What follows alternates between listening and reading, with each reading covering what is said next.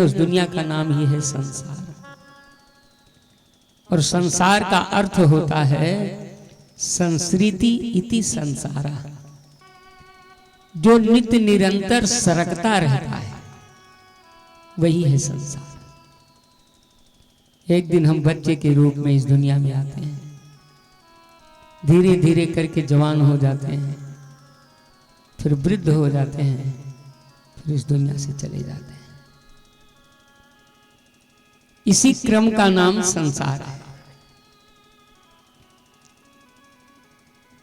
समय तो बीतता जा रहा है, लेकिन हमें आपको भी कभी कभी सोचना चाहिए कि समय कहां से कहां पहुंच गया और हम कहां हैं। हमें आपको ये सोचना चाहिए।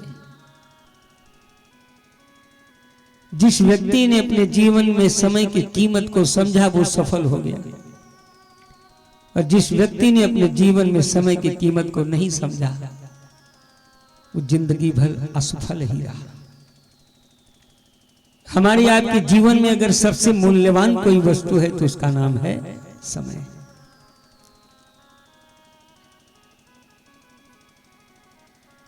कहा गया है कि वक्त का हर शय गुलाम। अगर हम समय के साथ साथ चलेंगे तो सफलता भी हमारे साथ साथ दौड़ेगी। अगर कहीं समय निकल गया और हम चलना प्रारंभ किए कभी नहीं पहुंच पाएंगे। मेरी बेटियों, भगवान ने जब हमको बनाया तो सांस गिन करके दिया है। जाओ बेटा कितनी सांस तुम लोगे। जिस दिन हमारी आपकी श्वास पूरी हो जाएगी ना, उसी दिन इस दुनिया से चले जाएंगे।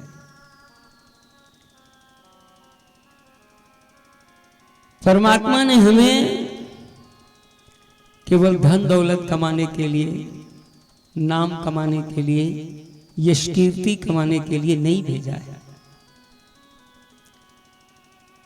परमात्मा ने हमें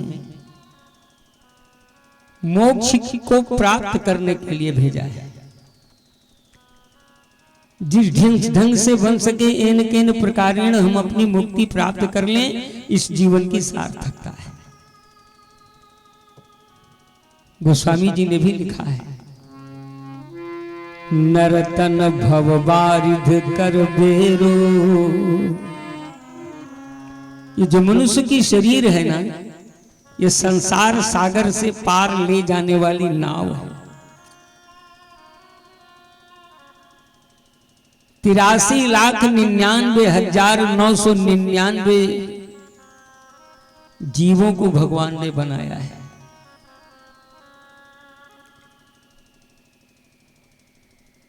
जब 84,00,000वीं योनि भगवान बनाने लगे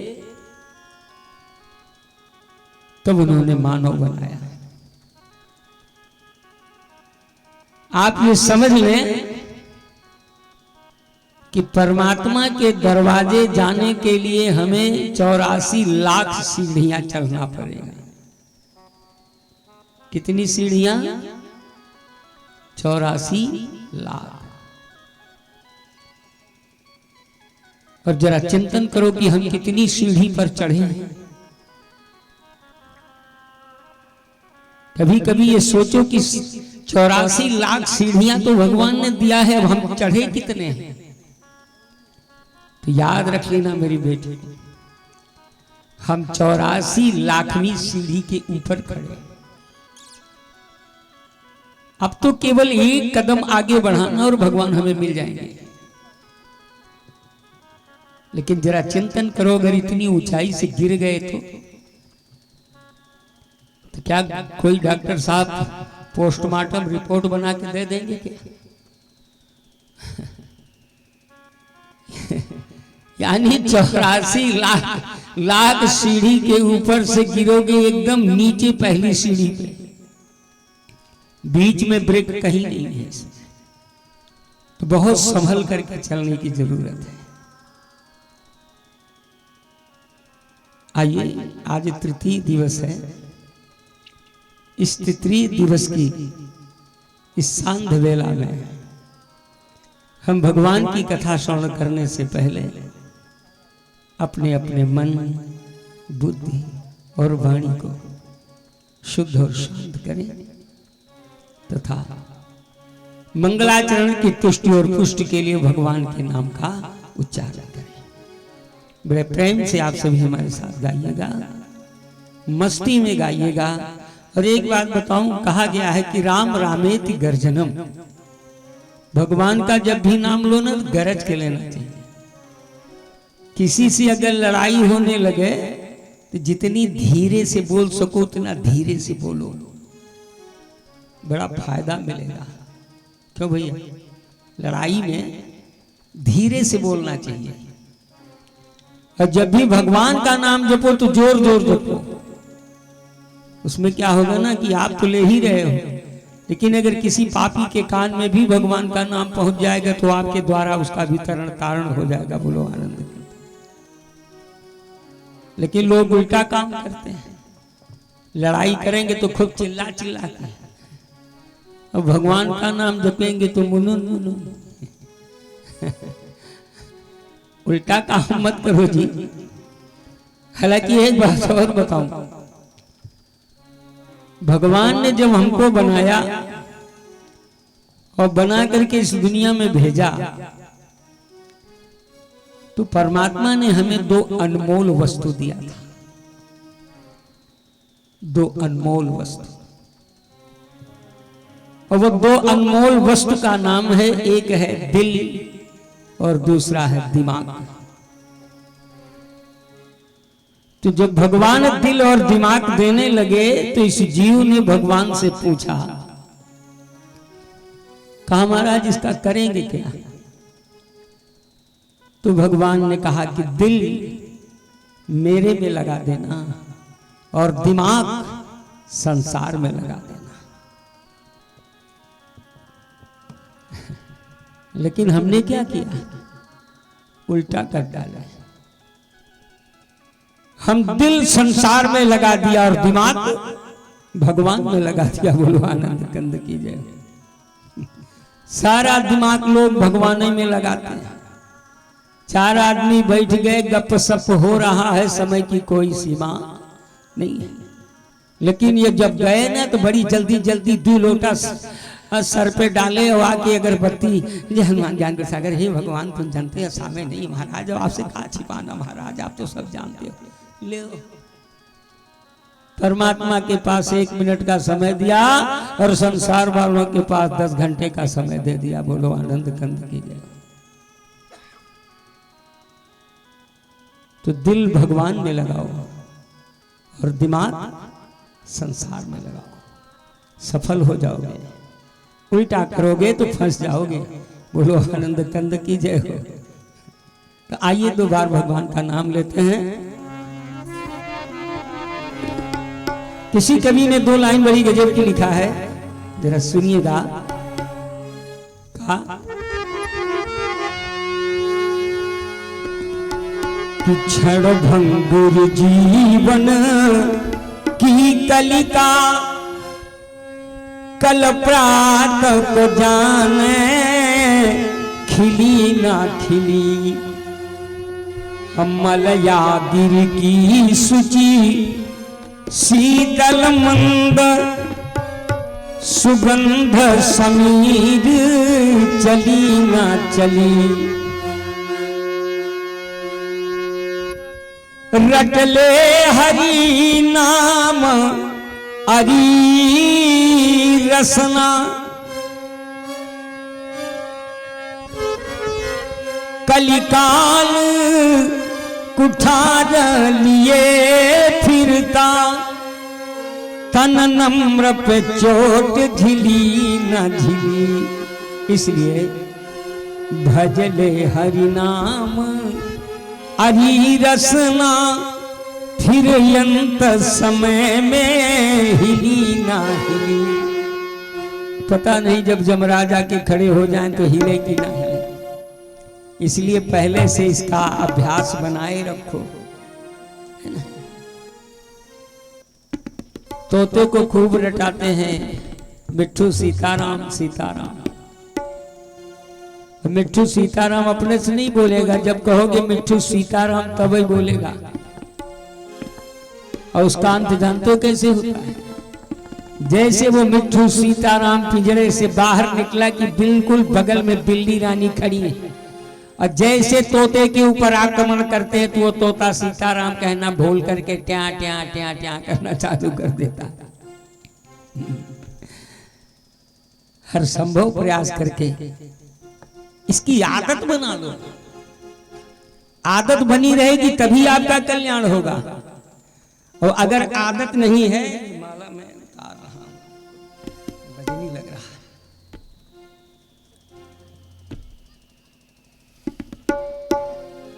आदत बनाए। दक्षिण भारत के एक संत थे, उनका नाम था एकनाथ, बहुत बड़े संत थे। तो बचपन में जब वो विद्यालय में पढ़ते थे आश्रम में, तो उनकी आदत पड़ गई थी राम राम राम राम राम राम जपने की। तो जब वो बाहर जाएं फ्रेश होने के लिए, तो भी उनके मुख से राम राम राम राम राम राम निकलता रहा। एक दिन बच्चों ने आके शिकायत किया, कहा महाराज ये जो एकनाथ है ना, ये अशौच अवस्था में भी राम राम जपता है। तो गुरुजी ने खूब पिटाई किया, बोले इसी अवस्था में राम राम नहीं जपनी चाहिए। तो जब दूसरे दिन गया फिर वो फ्रेश होने, तो जानते हो क्या किया था? अपनी जीभ पकड़े था। फिर लड़कों ने जाके शिकायत किया, महाराज ये अशौच अवस्था में अपनी जीभ पकड़े था। तो गुरुजी फिर मारने लगे, बोले जीभ क्यों पकड़े थे? उसने कहा क्या करूं महाराज, मेरी जीभ को आदत पड़ गई है, ये राम राम राम राम करबई करेगी, इसीलिए पकड़ के बैठा था। हमारी आपकी भी स्थिति इस कदर से बना लीजिए कि न चाहते हुए भी हमारी जिह्वा राम राम जपे। बोलो आनंद कंद की जय।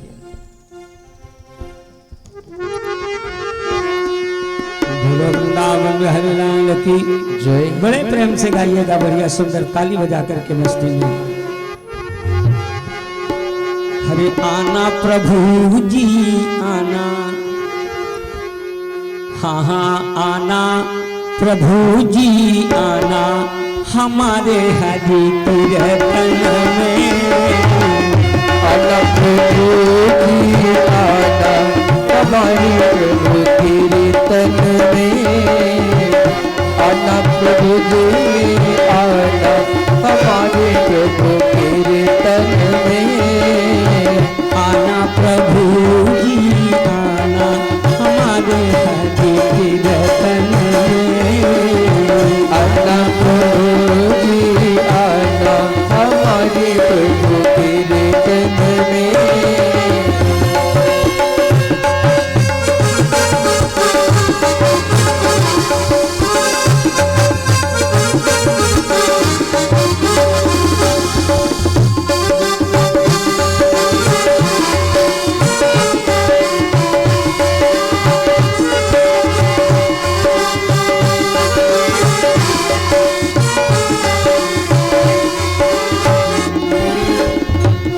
मत आना, आना आप भी आना प्रभु,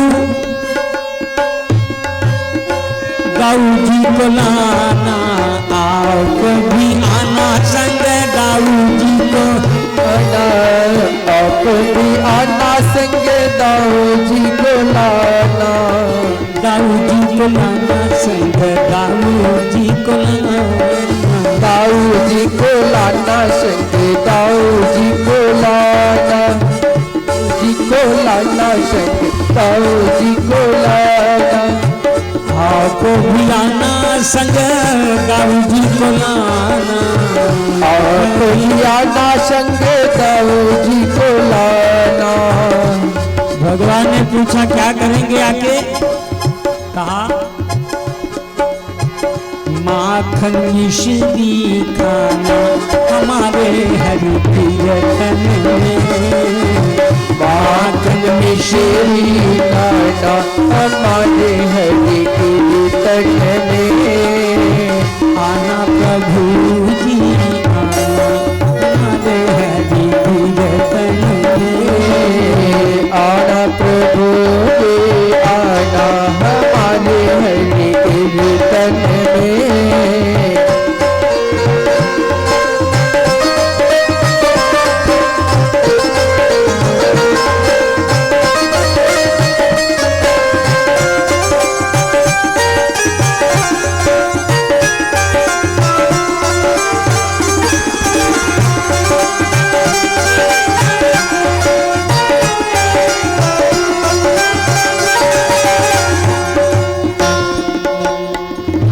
आप भी आना संग राधा जी को लाना, आप भी आना संग राधा जी को लाना, आप भी आना संग राधा जी को लाना, राधा जी को लाना संग राधा जी को लाना, राधा जी को लाना संग राधा जी को लाना, आप भी आना संग राधा जी को लाना, आप भी आना संग राधा जी को लाना, और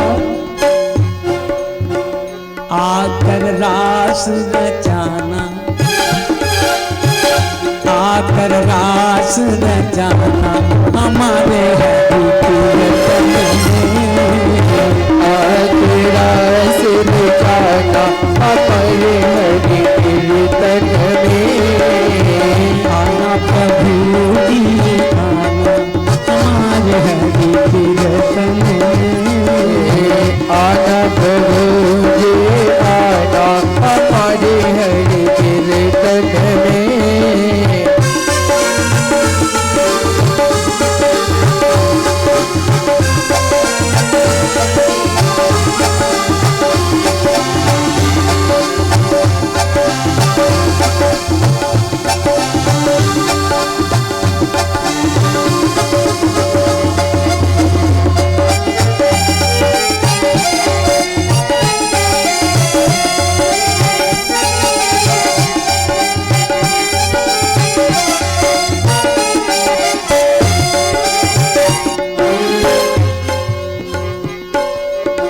आप भी आना संग गोपियों को लाना, आप भी आना संग गोपियों को लाना, आप भी आना संग गोपियों को लाना, आप भी आना संग गोपियों को लाना।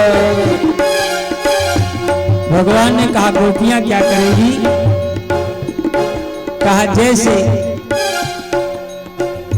गोपियों की दुर्बुद्धि रूपी चीर का हरण आपने किया था न सरकार, उसी तरीके से आकर के मेरे इस कीर्तन में हमारे भी समस्त पापों का हरण करना।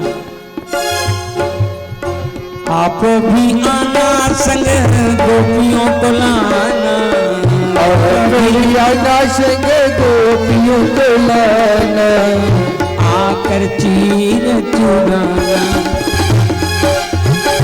आकर चीर चुराना हमारे हरि कीर्तन में, आकर चीर चुराना हमारे हरि कीर्तन में, आना प्रभु जी आना हमारे हरि कीर्तन में, आना प्रभु जी आना हमारे हरि कीर्तन में।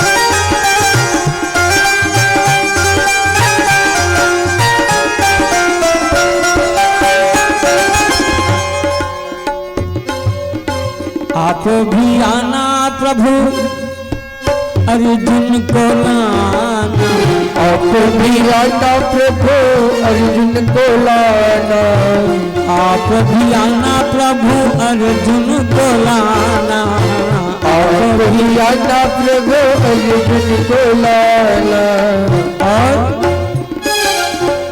गीता ज्ञान सुनाना, गीता ज्ञान सुनाना हमारे हरि कीर्तन में, गीता ज्ञान सुनाना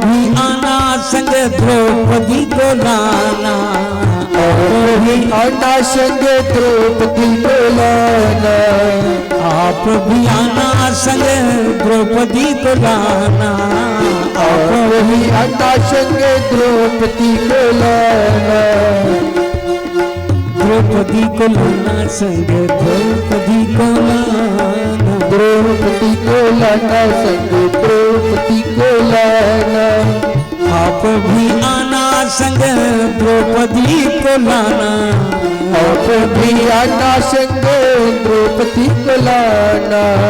करना क्या? आकर लाज बचाना,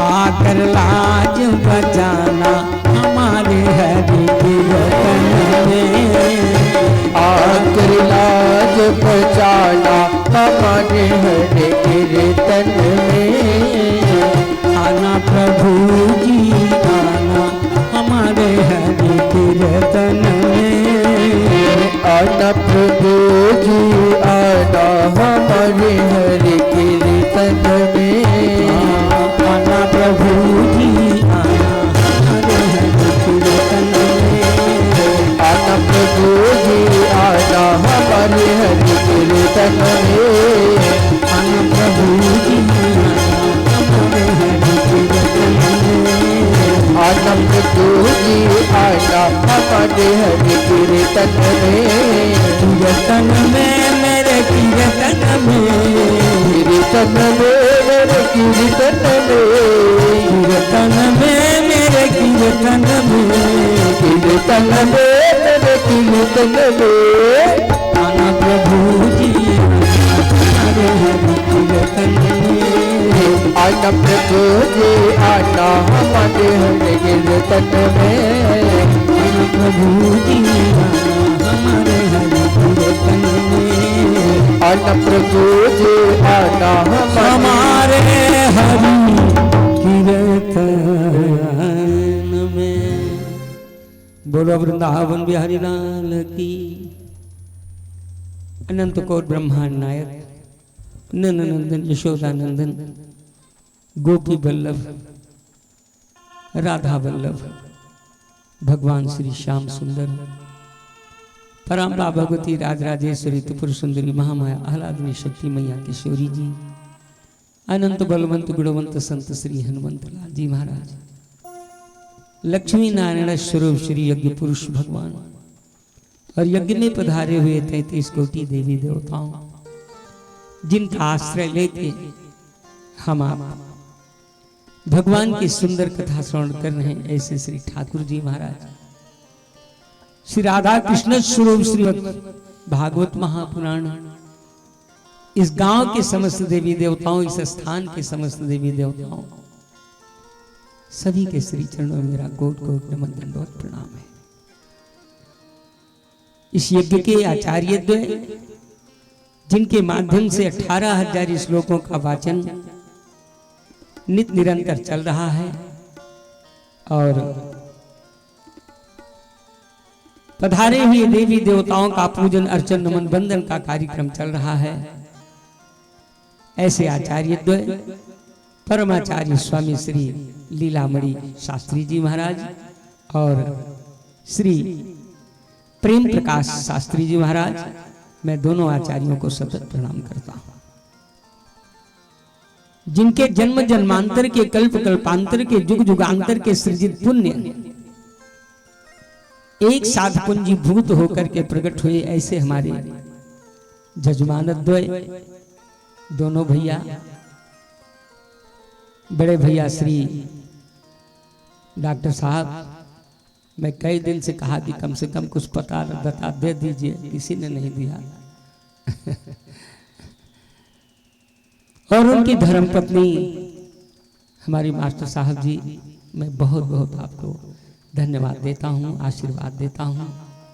और हमारे सबसे छोटे भैया और उनकी धर्मपत्नी, मैं आप दोनों भैया को भी बहुत बहुत आशीर्वाद दे रहा हूँ। आप सभी सुधी जन श्रोता जन रात्रि में भी आकर के भगवान की कथा श्रवण कर रहे हो, आपकी तो खैर महिमा का वर्णन ही नहीं किया जा सकता। बहुत बहुत मैं आप लोगों को धन्यवाद देता हूँ। पीछे हमारे भैया लोग जी भी बैठे हुए हैं, हमारे भैया भी बैठे हैं, उनका अभी तक मुझे नाम पता नहीं लगा। मैं आपको सारे भैया लोगों को सबको भी मैं बहुत बहुत आशीर्वाद देता हूँ। बहुत बहुत आशीर्वाद है मेरा आप लोगों को। और ये Atul sound company, DJ company को भी मैं बहुत बहुत धन्यवाद देता हूँ। सुंदर सेवा दे रहे हैं। और ये हमारे जो भैया यूट्यूब वाले हैं, ये नाम तो बताते हैं लेकिन रोज ही भूल जाता हूँ। अमर स्टूडियो की तरफ से जो ये आपका की कथा भगवान की ये प्रचारित प्रसारित हो रही है, मैं इनको भी बहुत बहुत धन्यवाद देता हूँ। तो आइए बड़े प्रेम के साथ हम सभी भगवान की कथा की ओर चलने का प्रयास करते हैं। हमारे जो सहयोगी हैं, जो आर्गन से हमारी सहायता करते हैं, मैं भैया को बहुत बहुत धन्यवाद देता हूँ। और माननीय श्री करुण नयन शास्त्री जी महाराज जो तबला से हमारी सहायता करते हैं, मैं शास्त्री जी को बहुत बहुत धन्यवाद देता हूँ। आइए बड़े प्रेम के साथ भगवान की कथा की ओर चलते हैं।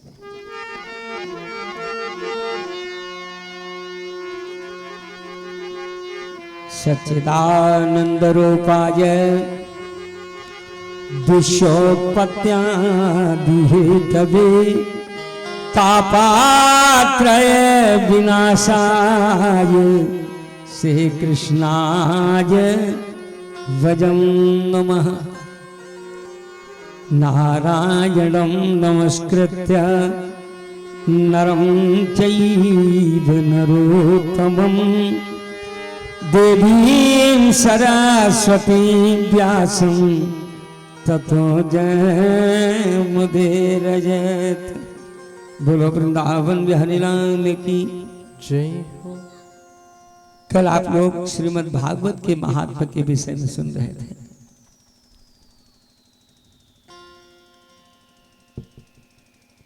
तो सौनकादिक ऋषियों ने सूत जी से प्रश्न किया, क्योंकि ये जो कथा इस कलयुग में चल रही है वो नैमिषारण्य में चल रही है, जहां 88,000 सौनकादिक ऋषि कथा सुन रहे हैं और श्री सूत जी महाराज सुना रहे हैं। तो सनकादिक ऋषियों ने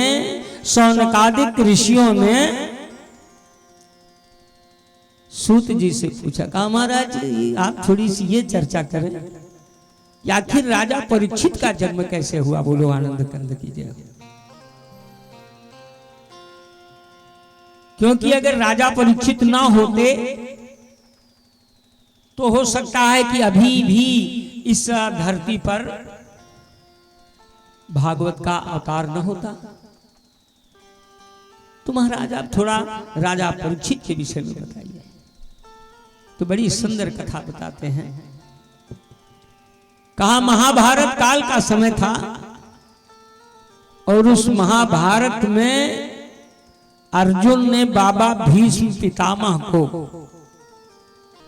इतने बाण मार दिए कि भीष्म पितामह की सैया ही बाणों की बना दिया।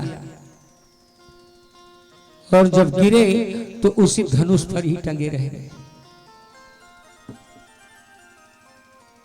बाबा भीष्म पितामह ने कहा, देखो भैया अभी मैं मरूंगा नहीं, क्योंकि बाबा भीष्म पितामह को इच्छा मृत्यु का वरदान था। जब वो चाहेंगे तब ही मरेंगे। तो बोले फिर कब मरोगे? कहा इस समय सूर्य दक्षिणायन में चल रहे हैं। तो हमारा शास्त्र, हमारा वेद कहता है कि जो व्यक्ति दक्षिणायन में खत्म हो जाता है वो साक्षात नरक में जाता है, और जो व्यक्ति उत्तरायण में मरता है, क्योंकि सूर्य की 2 गतियां होती हैं। 6 महीने सूर्य दक्षिण दिशा में होता है और 6 महीने उत्तर दिशा में होता है। तो कहा जब सूर्य उत्तर दिशा में जाए तभी मैं मरूंगा। अब उसी युद्ध भूमि में वही बाण पर बिंधे हुए पड़े। धीरे धीरे करके समय जब बीता और सूर्य दक्षिणायन से उत्तरायण की ओर आए, तब एक दिन भीष्म पितामह ने कौरव और पांडव दोनों को बुलाया और बुलाकर कहने लगे, देखो आज मैं अपने प्राणों को त्यागूंगा। पांडव भी बेचारे गमगीन थे, कौरव को भी आंखों में आंसू था, क्योंकि सबके बाबा थे। बाबा भीष्म पितामह जैसा वीर कोई पैदा नहीं हुआ, आज दुनिया से जा रहे थे।